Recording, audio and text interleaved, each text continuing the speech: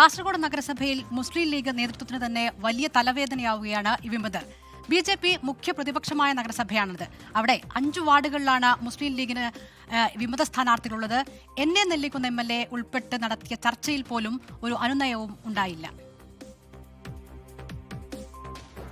നഗരസഭയിലെ വാർഡുകളായ 22, 26, 24, 30, 28 എന്നിവിടങ്ങളിലാണ് മുസ്ലിം ലീഗിന് വിമത സ്ഥാനാർത്ഥികളുള്ളത്.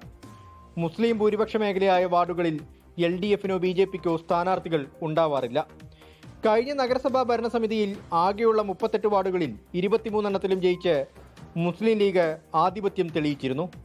14 വാർഡുകളിൽ ജയിച്ച BJP ഇത്തവണ ഭരണം പിടിക്കാൻ തുനിഞ്ഞിറങ്ങുമ്പോഴാണ് മുസ്ലിം ലീഗിനെ വിമതശല്യം പ്രതിസന്ധിയിലാക്കുന്നത്. 5 വാർഡുകളിലും മുസ്ലിം ലീഗ് സ്ഥാനാർത്ഥികളും വിമതരും നേർക്കുനേരാണ് മത്സരം.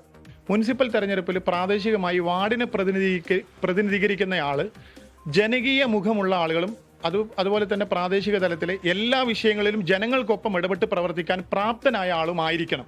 ആ തലത്തിൽ ഞങ്ങളെ സംബന്ധിച്ചിടത്തോളം ഞങ്ങളുടെ പ്രദേശത്ത് എല്ലാ കാര്യത്തിലും ജനങ്ങളോടൊപ്പം നിന്ന് പ്രവർത്തിക്കുന്ന ഒരു ജനകീയ മുഖം എന്ന നിലയിൽ അദ്ദേഹം ഈ നാടിൻ്റെ കൗൺസിലറായി തെരഞ്ഞെടുക്കപ്പെടണം എന്ന് ഞങ്ങൾ ആഗ്രഹിക്കുന്നത് കൊണ്ടാണ് അദ്ദേഹത്തെ ഞങ്ങൾ മുന്നോട്ട് വെക്കുന്നത്.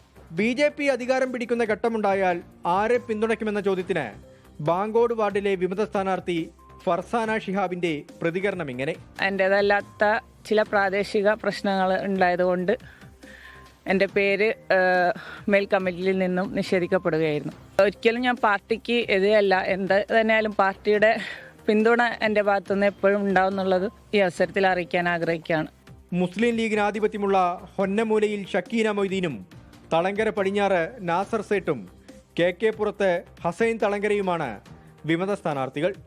24 കാസർഗോഡ്. ലോകത്തെവിടെയായാലും ഏത് സമയത്തും 24 വാർത്തകളും ഓഗ്മെന്റഡ് റിയാലിറ്റി പാക്കേജുകളും എക്സ്പ്ലെയിനറുകളും വിശദമായി കാണാൻ ഞങ്ങളുടെ YouTube ചാനൽ നിങ്ങൾക്ക് സബ്സ്ക്രൈബ് ചെയ്യാം.